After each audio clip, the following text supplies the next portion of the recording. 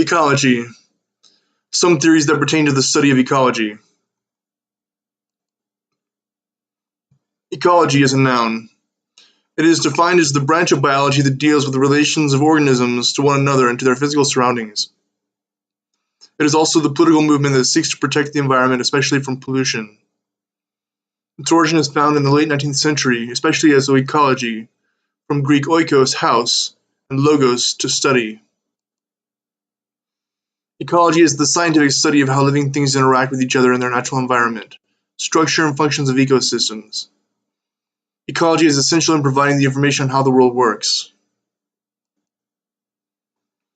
In ecology, one's study does not simply pertain to human existence, but to everything that makes up life, from microbial taxa to microscopic organism. Not only this, but to the very principles which make their virtually unfathomable existences real and vital, such as the atmospheric exchanges that are so critical to pneumatic stability, and the mineral geospheric powers which make stable the ground exchanges that we find so critical to our everyday lives. The ocean itself is a vast power in ecological systems. Think about the abundance of life that it holds, even considering the similarity to our mammalian life that resides there. Not only that, but have regard for the presence that it provides in pertinence to all the terrestrial systems, as we know it. The moon oscillates and produces life-giving gravitation within the tides of the ocean. The vast order of cosmic hierarchy underlies these principles, immanent in every aspect of their organization. The sun brings light, heat, and gravitational resonance. Stars, like ours, are the heavenly sources of the elements that gave rise to our terrestrial biosphere. These are things to consider when peeling away the layers and delving into the depths of ecology and its theories. These are aspects of physical ecology pertaining to the relationships and functioning of the physical world. Again, all of these are deeply rooted in the ephemeral cosmos and the elements. Seemingly, the highly ordered balance which occurs in nature is somehow ripe in the condition that gave rise to life as we know it. Regardless of these facts, there is a human element which exists within nature, while fixed within it, somehow supernal above and beyond it. Consider the fact that there is a life to know as we know it. This brings to mind spiritual overtones such as the identity of mankind, our place in nature and the cosmos, spiritual identity, the function of natural law and order. Concepts such as free will may seem stretched to a far cry while conceding a concept such as ecology, but they are significantly all too real in everyday life. There are a number of concepts in ecology which cater to notions such as spiritual identity, such as the concepts of the knower and the known, which are as pivotally important to ecology as the concepts of the signifier and the sign are to semiotics. It is vital that the understanding of ecology be considered from the perspective of our place within it. How is it that we have come to be able to recognize concepts such as ecology, if not for the fact that we have intricate powers of perspective pertinent to it? We are literally immersed within it, functional exponents and actuaries of it.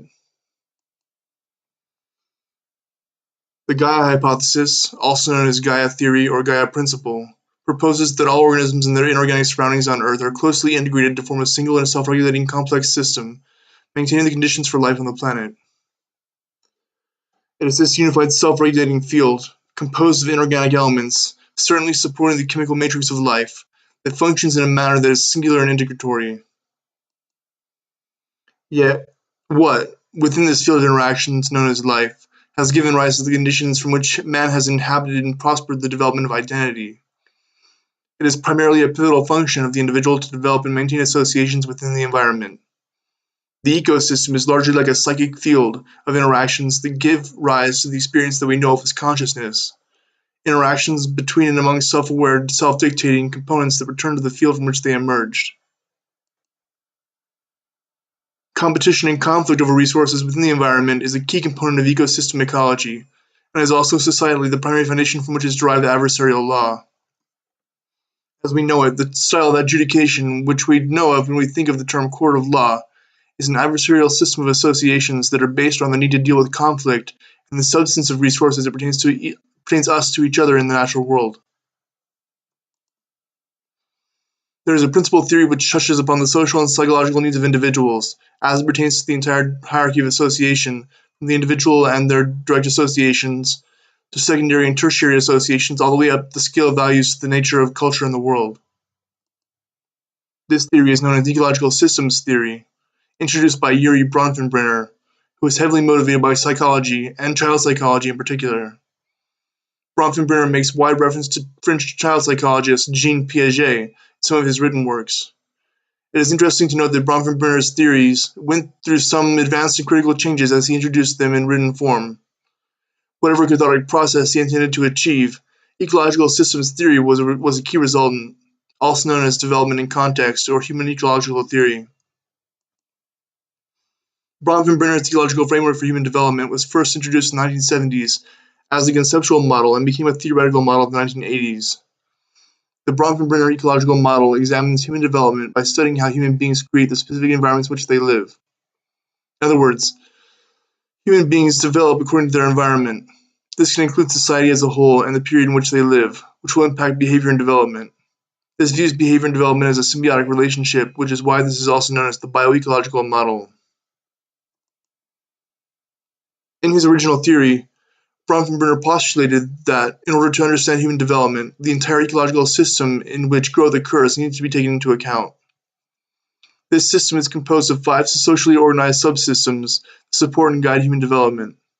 Each system depends on the contextual nature of the person's life and offers an ever-growing diversity of options and sources of growth. Furthermore, within and between each system are bidirectional influences. These bidirectional influences imply the relationships have impact in 2 directions, both away from the individual and towards the individual. In ecological systems theory, there are 5 socially organized subsystems known as the microsystem, the mesosystem, the exosystem, the macrosystem, and the chronosystem.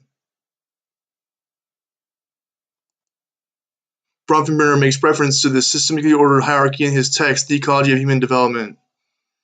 The ecological environment is conceived as a set of nested structures, each inside the next like a set of Russian dolls. This is very much the way that life structures itself within the bounds of our planetary ecology.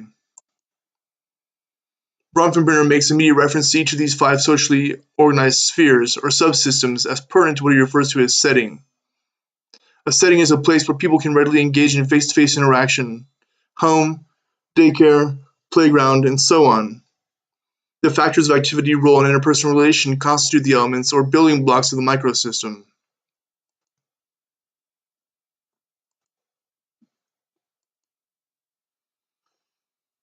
In each successive system, the psychic field widens by the field of its association. Beginning with the microsystem, the primacy of the connection to setting takes place in all of its immediacy. Microsystem refers to the institutions and groups that most immediately and directly impact the child's development, including family, school, religious institution, neighborhood, and peers.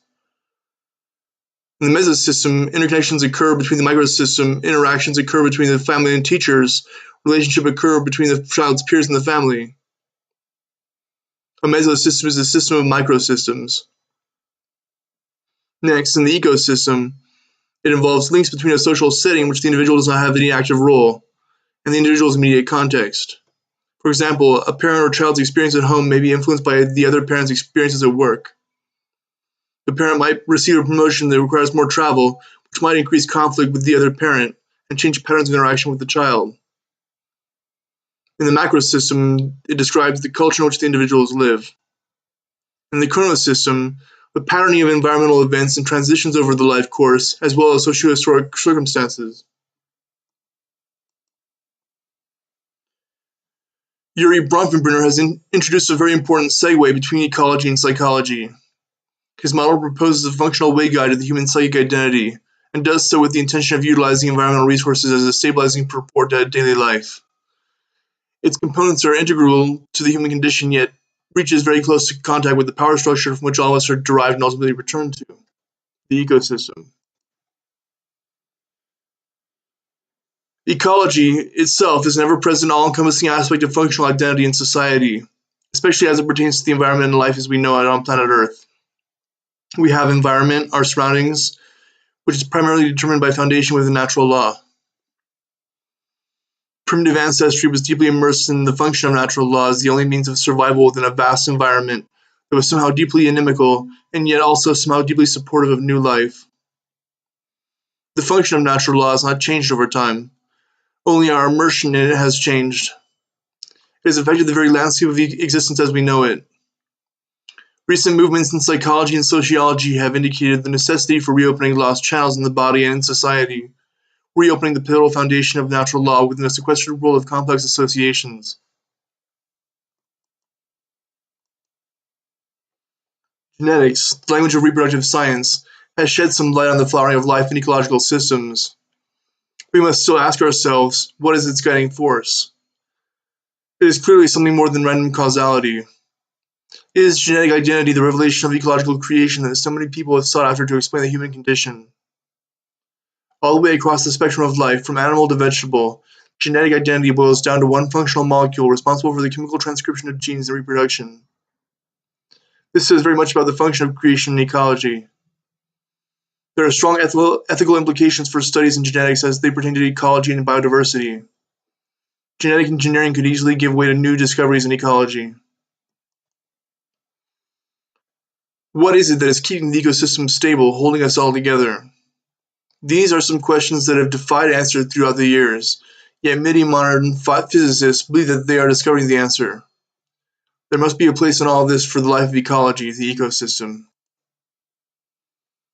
Given the industrial era that has transpired on planet Earth, and the ignorance that has come within manufacturing simply for the sake of more, better, faster, to satisfy an increased product drive, the ecosystem has become polluted. The garbage dumped in the ocean every year is roughly around 14 billion pounds. Plastic is the major constituent. Ethically, we as a people have the responsibility to be concerned about the pollution for the sake of ecology. As a result of pollution, we are seeing a shift in the delicate ecological balance that has sustained our coexistence as inhabitants of this ecosystem. There was a moral concern about hazardous waste wreaking havoc upon our biosphere in the past, and there should be one in the present and the future. Remember the hole in the ozone? CFCs, or chlorofluorocarbons, refrigerants, have since been banned in the modern world for fear that precious breathable oxygen was escaping into space. Climate change is a topic that has seen some uncertainty due to massive fluxion of CO2 that we have been pumping out into the atmosphere from gasoline engines and coal power plants. Proof of climate change can be seen in the perennial formation of polar ice, or lack thereof as it would be. Oil spills are another massive problem occurring in virtually all locales of land and sea. Literally, wherever people go, pollution occurs. It's no wonder that the native Sioux tribe is protesting the proposed Dakota Access oil pipeline, which would pass underneath a body of water held sacred by indigenous tribes. There have been thousands of gas and oil pipeline disruptions leading to severe damage and/or catastrophic pollution. The legal consequence of banning a substance or methodology because of its toxicity or hazardous nature is implicit to dealing with pollution, like bath soap beads. We are only now coming to realize that almost all plastic waste is hazardous to the environment unless it is biodegradable. Ethically, we must be committed as a people, as a way of life, to changing the means by which we receive, production, and produce energy.